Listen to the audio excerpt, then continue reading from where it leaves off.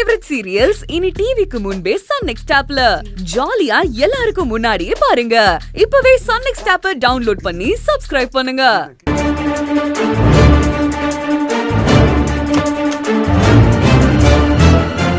காரியத்தை கச்சிதமா செஞ்சு முடிச்சிட்டான். அத்தை கூப்பிடுவோம்.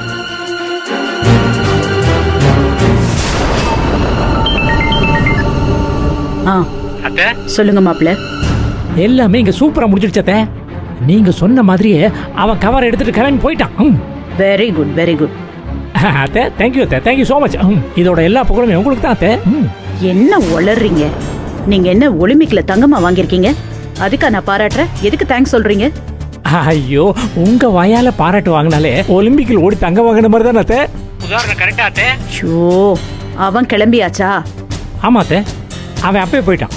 நேரா அவன் உங்களை பார்க்க வீட்டுக்கு தான் வருவான். கரெக்டா அந்த கவரை பார்த்து வாங்கியிருக்கத. 10 லட்ச ரூபா அதுல தான் இருக்கு. ஆமா. ஐயோ, என்ன உங்களுக்கு என்ன நடக்குதுன்னு புரியுதா இல்லையா? எல்லாமே நீங்க சொல்றத அப்படியே நான் பண்ணேன், அவ்வளவுதான் அத்தை. அதுதான் பிரச்சனையே. நான் சொல்றதை தவிர நீங்க வேற எதுவும் சொந்தமா யோசிக்கவே மாட்டீங்களா மாப்ள? சொந்தமா ஒன்னும் யோசிக்க வேணாம், நான் சொல்றதை மட்டும் அப்படியே செஞ்சா போதும்னு நீங்க தான் எனக்கு சொன்னீங்க. மாத்தி மாத்தி பேசுறீங்க அத்தை. ஓகே சரி, இப்போவும் நான் சொல்றத மட்டும் செய்யுங்க, சரியா? இங்க பாருங்க, விவேக்க நல்லா வாட்ச் பண்ணுங்க. இன்னும் கொஞ்ச நேரத்துல போலீஸ் அவனை புடிச்சிருவாங்க. அப்ப அந்த பணம் என்ன மாப்பிள்ள உளறீங்க? அந்த பணத்தோட அவனை போலீஸ்ல புடிச்சு கொடுக்கறதுக்காக தான் இத்தனையும் நடக்குதுங்கிறதே உங்களுக்கு தெரியாதா? ஓ, அதுதான் பிளானா? அதுவே இப்பதான் உங்களுக்கு தெரியுதா? என்ன இருந்தாலும் நான் உங்களவுக்கு ஷார்ப் இல்லத்த, அது அப்படி. சரி, இங்க பாருங்க, விவேக்க ஃபாலோ பண்ணிட்டே போங்க. கண்டிப்பா கொஞ்ச தூரத்திலேயே ஏதோ ஒரு இடத்துல போலீஸ் அவனை கண்டிப்பா வளைச்சு பிடிப்பாங்க. அதை கன்ஃபார்ம் பண்ணிட்டு எனக்கு ஃபோன் பண்ணி சொல்லுங்க, அது மட்டும் போதும். ஓகே அத்தை, ஓகே, நான் ஃபாலோ பண்ணிட்டு சொல்றேன் அத்தை. தேங்க்யூ அத்தை. சரி. ஷோ, ஓஹோ, அப்போ அந்த 10 லட்ச ரூபா ஆஃபர் இல்லையா? அந்த விவேக்கு வச்ச ஆப்பா? டேய், எனக்காடா குட் மார்னிங் சொல்லாம உருமுனே. விவேக்கு, நீ போலீஸ் கிட்ட சிக்கி சின்ன மினமாவே அந்த காட்சியை பார்த்து நான் ரசிப்பேன்டா. பின்னாடியே வரேன்டா.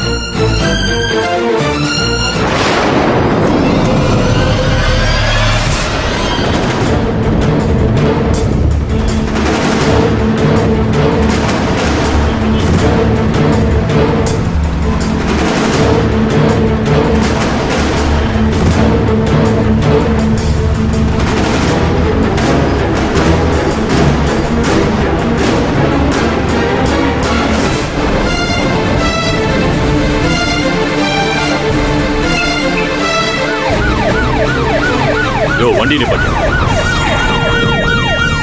ஏய், வண்டி விட்டு கீழே இறங்கு. ஏன் சார்? நான் தான் ஹெல்மெட் போட்டிருக்கேனே சார். ஏய், என்ன ஓரா பேசிக்கிட்டே இருக்க? வண்டி விட்டு இறங்க மாட்டியா? இறங்கு சார். லைசென்ஸ் டாக்குமெண்ட்ஸ் எல்லாம் வச்சிருக்கேன். இறங்குங்கற. சும்மா பேசிக்கிட்டு.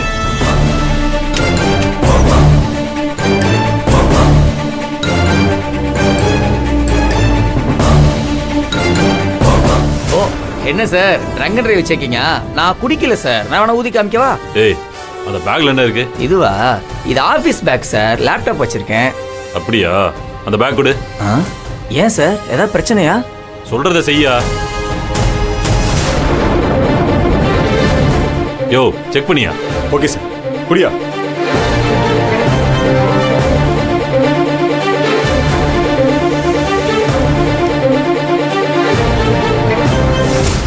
Sir, cover sir. கவர பெரி. என்னையா கவர்ல? சார், இது அக்கவுண்ட் பில்லு சார். வீட்ல எங்க ஓனர்ட்ட கொடுக்கறதுக்காக போயிட்டு இருக்கேன் சார். ஓபன் பண்ணு. சார், பூரா பணம் சார்.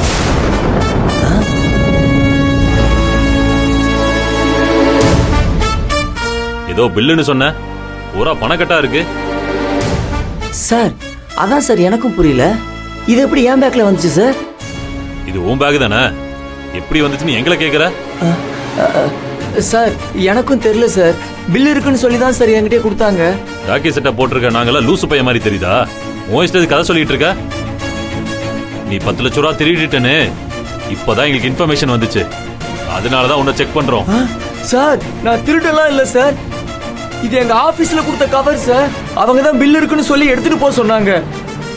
ஒருவேளை ஆபீஸ்ல கவரை மாத்தி ஏதாவது கொடுத்துட்டாங்களான்னு தெரியலையே. சார் நான் வேணா ஆபீஸ்க்கு ஃபோன் பண்ணி வர சொல்லட்டுமா? நீங்க வேணா அவங்க கிட்ட கேளுங்க சார். யோ போனை வாங்கி. ஏய் கொடுங்க கொடு.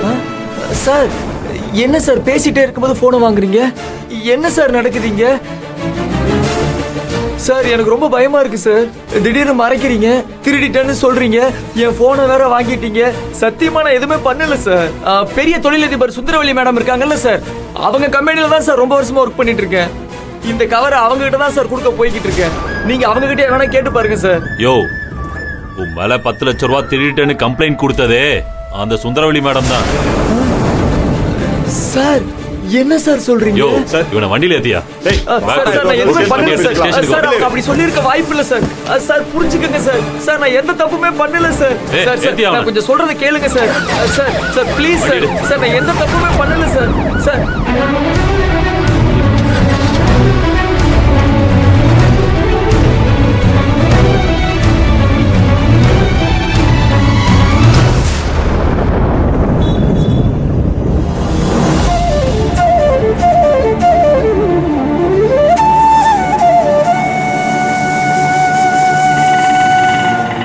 நந்தினி நந்தினி அக்கா நந்தினி ஐயோ அக்கா என்னக்கா என்னாச்சு? ஏன் அழறீங்க? பயமா இருக்குக்கா, சொல்லுங்க. நந்தினி உங்க அண்ணனை போலீஸ் பிடிச்சிட்டு போயிட்டாங்க. நந்தினி அண்ணனையா? அவர் எதுக்கு போலீஸ் புடிச்சிட்டு போனாங்க? ஆபீஸ்ல இருந்து 10 லட்சம் ரூபாய் பணத்தை அவர் திருடிட்டாராம். அதுக்காக ஆபீஸ்ல இருந்து வீட்டுக்கு திரும்பி வர வழியிலே போலீஸ் அவரை வழி மறிச்சு ஸ்டேஷனுக்கு கூட்டிட்டு போயிட்டாங்க. எனக்கு ஒண்ணுமே புரியல, என்ன பண்றதுன்னு கூட தெரியல. அக்கா கண்டிப்பா விவேகன் அப்படி செய்யறவர் கிடையாது.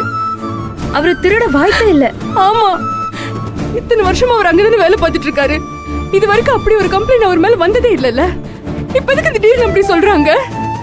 என்ன ஏதுன்னு சொல்லாம போலீஸ் ஸ்டேஷன் வரைக்கும் அவர் கூட்டிட்டு போயிருக்காங்க. இதுல என்னவோ ஒரு தப்பு நடந்திருக்குக்கா. விவேக் அண்ணன் யார் என்னன்னு தெரியாம இப்படி பண்ணிட்டாங்கன்னு நினைக்கிறேன். நீங்க ஒண்ணும் கவலைப்படாதீங்க, எப்படியாச்சும் அண்ணனை வெளியே கொண்டு வந்துடலாம். விஷயம் தெரிஞ்சதுல இருந்து எனக்கு அவ்வளவு பதட்டமா இருக்கு. என்ன பண்றது, யாருக்கு சொல்றதுன்னு கூட தெரியாம படபடன்னு ஆயிடுச்சு. உன்னை பார்த்ததுக்கு அப்புறம் தான் கொஞ்சமாவது மனசுக்கு ஆறுதலா இருக்கு. அக்கா நீங்க வாங்க, நம்ம வீட்டுக்கு போலாம். சுந்தரவல்லி அம்மா கிட்ட சொன்னா அவங்க உடனே போலீஸ் கிட்ட பேசி வெளியே கொண்டு வந்துருவாங்க.